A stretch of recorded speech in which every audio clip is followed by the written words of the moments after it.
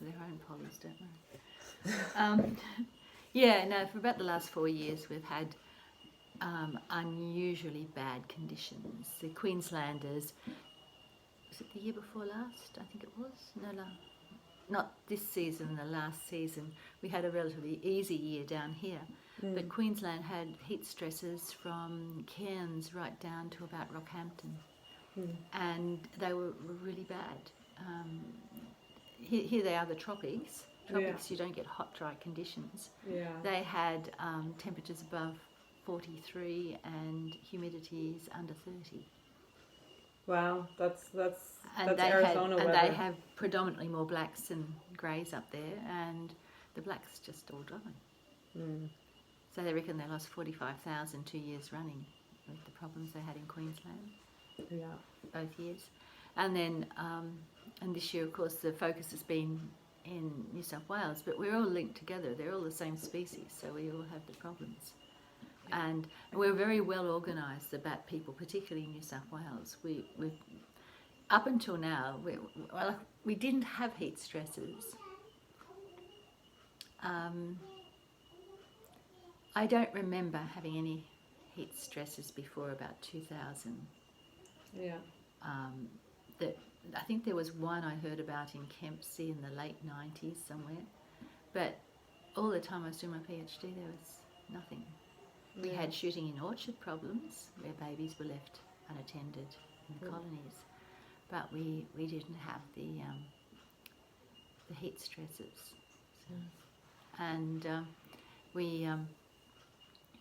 so you know it's changed. It's changed tremendously. Yeah. And our animals just can't cope with it. We lose too many. Yeah.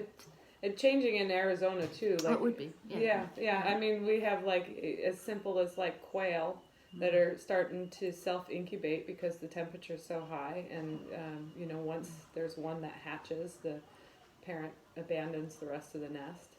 Or you know, first week of June, temperatures go 100 days without rain, and temperatures spike, and the dehydration is just too high. insane. Yeah, it's just I have a feeling a lot of people got a big shock this year, but you know, this is not the first year it's been happening. No. This is the drought's been going on for years and years and years and years and years, and it's just been the country people that have been getting, you know, sort of being aware of it.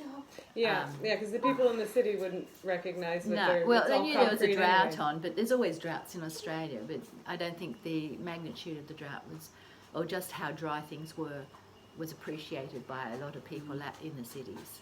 Yeah. It certainly wasn't appreciated by our pollies. Yeah. But since, you know, the fact that the fires on him were so bad because everything was so dry. I mean, even here, I had the fireys out here to assess the property. Now, this is a rainforest, and I've never ever worried much about it before. Yeah. Because rainforest doesn't burn that easily. But as the guy said, he said a gum leaf won't burn that easily. You know, it depends on how dry and how hot it is. Yeah. And at the start of the season, this was a potential fire risk. So I've got a fire hose. I've got all the bits and pieces for it to, you know, I can pump water out of my swimming pool. I can pump it out of the dam. Yeah. With using diesel. Whether it would do any good, who knows? But you know, at least we get water up to the house. Because I'd always thought, oh well, I just won't defend. I'll just go.